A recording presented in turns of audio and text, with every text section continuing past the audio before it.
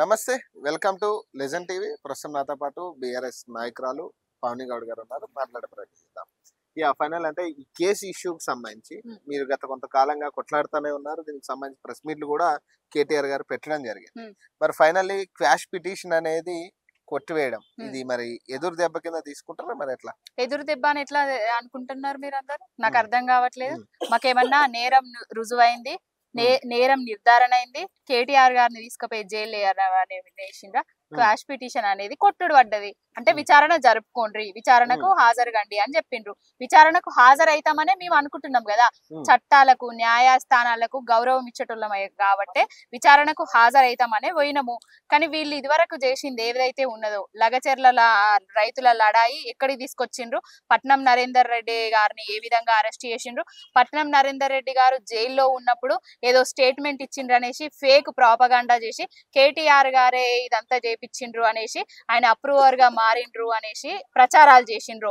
అదే విధంగా ఇప్పుడు కూడా ఈ కేసులో కేటీఆర్ అన్న గారు ఒక్కరే ఏసీబీ దగ్గరికి వెళ్తే, నేను చెయ్యని తప్పులు కూడా నేను అంగీకరించని కూడా అంగీకరించినా అని బయటకి ఫేక్ ప్రాపగండా చేస్తారనే ఉద్దేశంతో లాయర్ తోటి పోతాము అని చెప్పిండ్రు. అంతే తప్ప ఏం లేదు. విచారణకు ఒకళ్ళు వెళ్తే ఏమైందా? మీరే అంటున్నారు కదా చాలా పిట్ట కదా. ఒకటి మీరే అంటున్నారు చాలా పిట్ట కేసు, చాలా చిన్న కేసు, ఇది పెద్ద కేసు కూడా కాదని మీ కేటీఆర్ గారు అంటూ ఉన్నారు. ఇది ఒక తుపేలు కేసు అని తెలంగాణ ప్రజలందరికీ తెలుసు. చదువుకున్న ప్రతి ఒక్కరికి, విజ్ఞానవంతులకి అందరికీ తెలుసు. ఈ ఫార్ములా రేసు గురించి గాని, ఈ ఫార్ములా అంటే గాని, అసలు గ్రీన్ అంటే గాని తెలియని ఒక మూర్ఖుడు చేసే వాదన ఇదంతా. ఏం జరిగింది? కేటీఆర్ గారు హైదరాబాద్ నగరాన్ని ప్రపంచం పటంలో పెట్టడానికి ఈ ఫార్ములా తీసుకొస్తే, అంటే రేపు భవిష్యత్ తరాలలో కాలుష్య రహిత ప్రాంతంగా, కాలుష్య రహిత హబ్బుగా, ఈ హబ్బుగా హైదరాబాద్ ను చేర్చడానికి మాత్రమే ఈ ఫార్ములా రేసును తీసుకురావడం జరిగింది. తీసుకొచ్చిన తర్వాత ఎంతో మంది కేంద్ర మంత్రుల దగ్గర నుంచి మొదలు పెడితే ప్రముఖుల దగ్గర వరకు ప్రశంసలు వచ్చినాయి. 700 కోట్లకు పైచిలుకు ఎగుమతులు, దిగుమతులు, పెట్టుబడులు, ఉద్యోగ అవకాశాలు ఏదో విధంగా అయితే లాభమే జరిగింది, కానీ నష్టం అయితే ఎక్కడ జరగలేదు. మళ్ళీ నెక్స్ట్ ఇయర్ కూడా ఇది కండక్ట్ చేయాలనే ఉద్దేశంతో ఎవరు దొరకకపోతే స్పాన్సర్స్ వీళ్ళే, హెచ్ఎండిఏ వాళ్ళే 50 కోట్లు 54 కోట్లు ఎంట్రీ ఫీజు కట్టడం జరిగింది. 55 కోట్లు ఎంట్రీ ఫీజు కట్టడం జరిగింది. 55 కోట్లు కాదు, అది జిఎస్టీతో పాటుగా 55 కోట్లు. జిఎస్టీ డబ్బులు 8 కోట్లు ఇప్పుడు మనకు కండక్ట్ చేయలేదు కాబట్టి రివర్స్ వస్తాయి, అవి కూడా తీసుకోవట్లేదు. ఇన్ని రోజులు కేటీఆర్ గారు బయటికి రాకుండా, దాని గురించి మాట్లాడకుండా ఉన్నప్పుడు ఒక లెక్క ఉండే కేసు. కేటీఆర్ గారు బయటికి వచ్చి ఏదైతే బీఆర్ఎస్ భవన్ సాక్షిగా నిజాలన్నీ బయట పెట్టిండో, ఎఫ్ఈఓ సంస్థ నుంచి వెళ్ళి వీళ్ళు రేవంత్ రెడ్డి కలిసిన ఫొటోస్ అవన్నీ బయట పెట్టి, ఎప్పుడన్నా వాళ్ళు మాట్లాడినరా? మాకు ఆ కంపెనీ నుంచి వెళ్ళి సంప్రదింపులు జరిగినాయని ఎవ్వరు కూడా చెప్పలేదు, ఎవ్వరు కూడా మాట్లాడలేదు. ఈ ఫార్ములా గురించి తెలియనోడు, అసలు ఆ రేసు వేస్తే ఏమైతది అని తెలియనోడు, ఒక అజ్ఞాని చేసిన ప్రయత్నమే ఇదంతా. ఏందంటే కర్రు కాల్చి వాత పెడతారు జనాలు. రేపు రేవంత్ రెడ్డికి ఏం చేస్తున్నాడంటే కేటీఆర్ గారి మీద కుట్ర కుతంత్రాలతోటి, కక్షలతోటి. మీరు అన్నట్టుగానే ఇది చాలా చిన్న కేసు అనుకున్నాం. మరి అలాంటప్పుడు లాయర్ లేకుండా వెళ్తే ఏమైతుంది? ఇప్పుడు లాయర్ ఇప్పుడు అది కరెక్టే కదా. ఇప్పుడు వాళ్ళు చెప్పేది కూడా వాళ్ళే అడుగుతున్నారు ఈ క్వశ్చన్. మరి ఇది చాలా తుపే కేసు అయినప్పుడు మరి వెళ్ళి స్వయంగా వాదించుకుంటే ఏమైతుంది అని చెప్పి, ఇప్పుడు స్వయంగా మా రామన్న గారు ఏసీబీ ఆఫీస్ దగ్గర వరకు వెళ్ళిండ్రు. ఒక గంట సేపు హైడ్రామా క్రియేట్ చేసిండ్రు పోలీస్ వాళ్ళు. ఏదైతే సోదాలు నిర్వహిస్తారు అంటే అక్కడ ఏసీబీలో అక్కడ కూర్చోగానే ఇంటి వైపుకి వాళ్ళకు సోదాలకు పిలిచి, అంటే దొరకని పత్రాలను దొరికినాయి అని చెప్తారు, ఏదో అంటే ఫేక్ ప్రాపగాండా చేస్తారా అనే ఉద్దేశంతో మా లాయర్ ను తీసుకుపోతాము అని అనడం జరిగింది. ఇంకొకటి 9వ తారీఖు ఏదైతే ఈడీ విచారణ ఉన్నదో దానికి మా రామన్న గారు పోతారు, అక్కడ ఏది చెప్పాలో అది చెప్తారు. న్యాయస్థానాల మీద, చట్టాల మీద మాకు గౌరవం ఉన్నది. ఇక్కడ కాకపోతే సుప్రీంకోర్టులో తేల్చుకుంటాం ఏ విషయమైనా. ఇంకొకటి అంటే కాంగ్రెస్ నాయకులు ఈ ప్రశ్న కూడా అడుగుతా ఉన్నారు. ఇదేంటంటే ఫస్ట్ నుంచి కూడా మీరే చెప్తా ఉన్నారు, అన్ని ఆధారాలు ప్రూవ్ చేయండి. నేను అవును బరాబర్ చేసినాము, దానికి సంబంధించి 55 కోట్లు ఇదిగో ఖర్చు ఇంత అయిందని మీరే ఒప్పుకున్నారు. తర్వాత లేదు ఇదంతా మా మీదకి ఎట్లా వస్తుంది, అధికారులు కూడా ఉన్నారు కదా, మరి వాళ్ళు కదా ఇప్పుడు ఇందులో ఇన్వాల్వ్ అయింది, వాళ్ళ తప్పిదం కదా అంటున్నారు. ఇప్పుడు కూడా రామన్న గారు అధికారుల తప్పిదం అని ఎప్పుడు అనలేదు.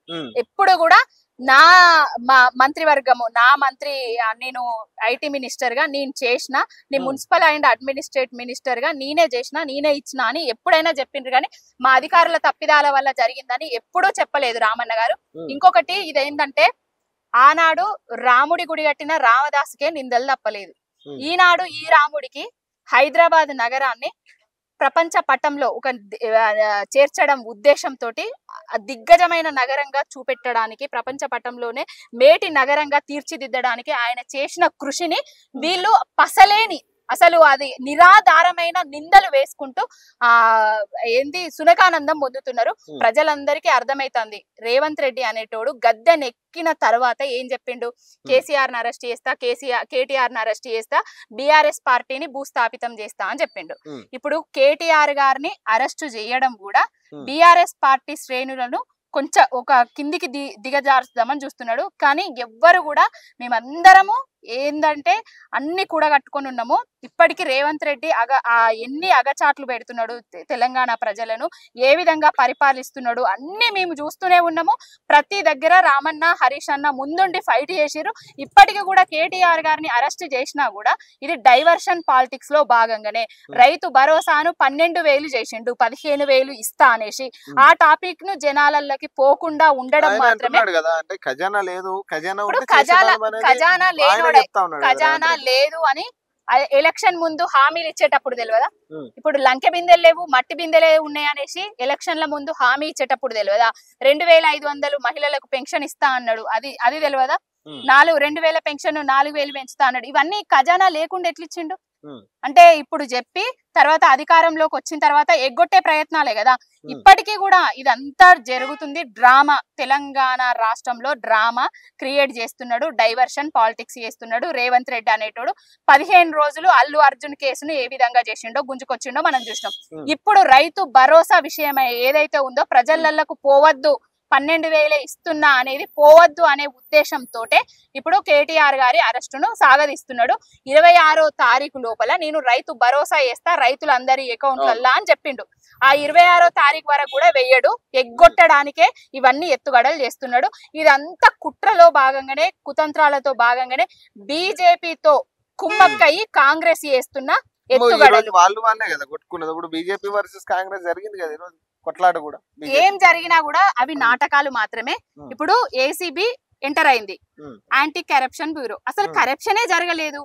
లావాదేవీలు ఏ విధంగా జరిగినాయి, బ్యాంకు త్రూ బ్యాంకుగానే జరిగినాయి. ఏంది ఈ కార్ రేస్ ఇక్కడ జరగాలి, ఎంట్రీ ఫీజు మన రాష్ట్రం కట్టింది.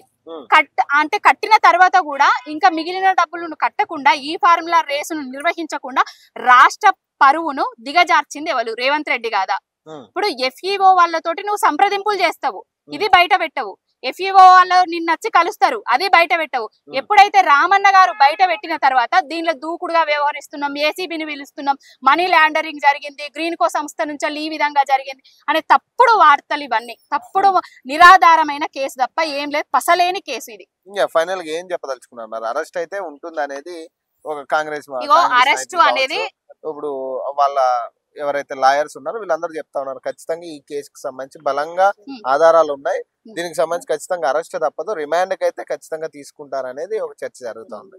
మీరేం చెప్పబోతున్నారు? ఇప్పుడు రిమాండ్ కు తీసుకుపోయి కేటీఆర్ గారిని ఏదో మానసికంగా కుంగదీయాలని చూస్తున్నాడు. అది తప్ప ఏం లేదు. ఒక్క కేటీఆర్ గారిని అరెస్ట్ చేస్తే వందల వేల లక్షల కేటీఆర్లు బయలుదేరుతారు ప్రశ్నించడానికి. ఇప్పటి నుంచి ఒక లెక్క, ఇది వరకు ఒక లెక్క, ఇప్పటి నుంచి ఒక లెక్క లాగా ఉంటది.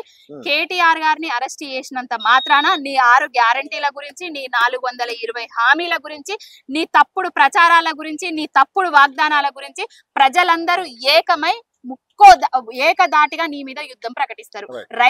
రేపు రైతన్నలు రోడ్ల మీదకి రాబోతున్నారు. ఆల్రెడీ వానాకాలం రైతు బంధు ఎగ్గొట్టిండు, యాసంగి రైతు బంధు ఎగ్గొట్టిండు. ప్రతి రైతన్నకు 17,500 రూపాయలు బాకీ పడ్డాడు రేవంత్ రెడ్డి. ఈ బాకీని ఎప్పుడు తీరుస్తాడు? ఈ కేటీఆర్ అరెస్టు దీని మీదనే లాగుతాడా? ఎన్ని రోజులు ఇట్లా లాగుతాడు? ఇంకెంత మందిని అరెస్టులు చేస్తాడు? ఇంకెంత మందిని జైల్లో పెడతాడు? జర్నలిస్టులను అరెస్ట్ చేస్తావు, ప్రశ్నించిన వాళ్ళ ప్రతి ఒక్కరిని అరెస్ట్ చేస్తావు, ఎమ్మెల్యేలను అరెస్ట్ చేస్తావు. అరెస్టులు చేసేయమంటావు, అక్కడ జరగడానికి కారణం వీళ్ళు, ఇక్కడ జరగడానికి నీ పాలన వైఫల్యం వల్లనే కదా, నువ్వు ఇచ్చిన హామీలు ఎగ్గొట్టడం వల్లనే కదా నీ మీద యుద్ధం చేస్తున్నారు, నిన్ను ప్రశ్నిస్తున్నారు. ఇవన్నీ తట్టుకోలేకనే ఇప్పుడు దొంగది అన్నట్టుగా ఉన్నది తెలంగాణ రాష్ట్ర పాలన. ఒక దొంగ పట్టపగలు బ్యాగుల సంచులతోటి 50 లక్షల రూపాయలతోటి అడ్డంగా దొరికిన దొంగ రేవంత్ రెడ్డి అనేటోడు. ఆ దొంగ ఇప్పుడు ఏం చేస్తున్నాడు అంటే ప్రతి ఒక్కరిని దొంగగా చేద్దామని చూస్తారు, గారి మీద తప్పుడు కేసులను పెట్టడం జరుగుతుంది. ఫైనల్ అంటే ఇది ఒకటి చెప్పండి అంటే తెలుగు ఐక్య సమితి అని మొన్న ఒక ఈవెంట్ జరిగింది. అవును, రేవంత్ రెడ్డి పేరు మర్చిపోయింది, ఒక యాంకర్ పేరు మర్చిపోవడం జరిగింది. ఇది కూడా బీఆర్ఎస్ కుట్ర అని కొంతమంది మాట్లాడుతా ఉన్నారు. మీరేం చెప్పదలుచుకున్నారండి? ఈ అల్లు అర్జున్ కూడా ఇదే పరిస్థితుల్లో మొన్న అరెస్ట్ అయ్యారు, మరి ఇది కూడా అరెస్ట్ అయ్యే ఛాన్స్ ఉందా? మరి తెలంగాణ రాష్ట్రంలో ఎవరు కూడా తుమ్మినా దగ్గినా ఇంకేజ్ చేసినా కూడా బీఆర్ఎస్ కుట్రనే అనేటట్టున్నాడు ఈ రేవంత్ రెడ్డి అనేటోడు. పనికి మాలిన సన్నాసి, ఈ పలికి మాలిన పసలేని వ్యాఖ్యలు తప్ప ఏం లేదు. అదే చామల కిరణ్ కుమార్ రెడ్డో చీమల కిరణ్ కుమార్ రెడ్డో ఎంపీగా గెలిచి ఢిల్లీ సాక్షిగా, ఢిల్లీ మీడియా సాక్షిగా వాళ్ళ ఇజ్జత్ వాళ్ళే తీసుకుంటారు. ఏం చెప్తున్నారు? మా కేసీఆర్, మా సీఎం రేవంత్ రెడ్డి పేరును మర్చిపోయినరు. అదేమన్నా గుర్తుంచుకోవాల్సిన పేరా? ఏమన్నా చరిత్రలో నిలిచిపోయే పేరా? అసలు ఆయన ముఖ్యమంత్రి అని ఎవరైనా గుర్తిస్తున్నారా? తెలంగాణ ప్రజలు మీ ముఖ్యమంత్రి ఎవర్రా అంటే కిందికి తలేసుకుంటున్నారు. ఎందుకు రా వీడిని గెలిపించుకున్నాం అనేసి. అది గుర్తించుకోవాల్సిన పేరు కాదు, చెప్పాల్సిన పేరు కూడా కాదు. దేశాన్ని తెలంగాణ దేశంలో, భారతదేశంలో తెలంగాణ రాష్ట్రాన్ని 13 నెలలల్లా దౌర్భాగ్యమైన రాష్ట్రంగా తీసుకొచ్చిండు ఈ పనికి మాలిన రేవంత్ రెడ్డి అనేటోడు. గుర్తుంచుకోవాల్సిన పేరు కాదు కాబట్టే ఎవరు గుర్తించుకుంటలేరు. అదే కరెక్ట్. ఇప్పుడు ఆయన అక్కడే ఉన్నాడు కదా, ఇప్పుడు అక్కడ లేనపోతే మీరు అన్నట్టుగా గుర్తుంచుకోవాల్సిన పేరు కాదు. అదే మనం చూసినాము, వీడియోలు కూడా చూసినాము. ఆయన అక్కడ ఉండగానే ఎవరు గౌరవం కూడా ఇస్తలేరు, ఎవరు లేచి నమస్తే కూడా పెడతలేరు. ఆయన పేరును మర్చిపోవడం కూడా చూసినాము. అవన్నీ మా మీద బురద జాలుతున్నారు కుట్రలు అనేసి. కానీ ఎవరు కూడా ఆయన పేరును గుర్తుంచుకోవాల్సిన పేరుగా వ్యవహరిస్తలేరు. ఆయనకు ఏంది, ఆయన పొజిషన్ ఏంది అనేది ప్రతి ఒక్కరు అరెస్ట్ చేస్తారు కావచ్చు. కేటీఆర్ గారి తర్వాత నెక్స్ట్ అదే ప్రొలాంగ్ చేస్తారు కావచ్చు, అదే లాగుతారు కావచ్చు. ఇక మళ్ళీ 6 గ్యారెంటీలు ఎక్కడ అడుగుతారో అనేసి ఉద్దేశంతో ఇప్పుడు అయితే రైతు భరోసా గురించి అడుగుతానం అనేసి కేటీఆర్ గారిని అరెస్ట్ చేయడం జరుగుతుంది. ఇప్పుడు మళ్ళీ ఇంకొకటి మహిళలకు 2500 ఎప్పుడు ఇస్తాం అన్నప్పుడు ఆ యాంకర్ ని అరెస్ట్ చేస్తారు కావచ్చు. చూద్దాం. ఇందిరమ్మ రైతు భరోసా అంటే కదా పేరు కూడా మార్చారు. ఇందిరమ్మ రైతు భరోసా ఎక్కడ? రైతు భరోసా ఎక్కడున్నది? రైతు భరోసా అంటే ఏంటిది? పెట్టుబడికి ఇచ్చే సాయాన్ని రైతు బంధు పథకం అంటారు. ఎగ్గొట్టేదాన్ని ఏమంటారు? ఇందిరమ్మ రైతు భరోసా అంటారు. గంతే తప్ప ఏం లేదు.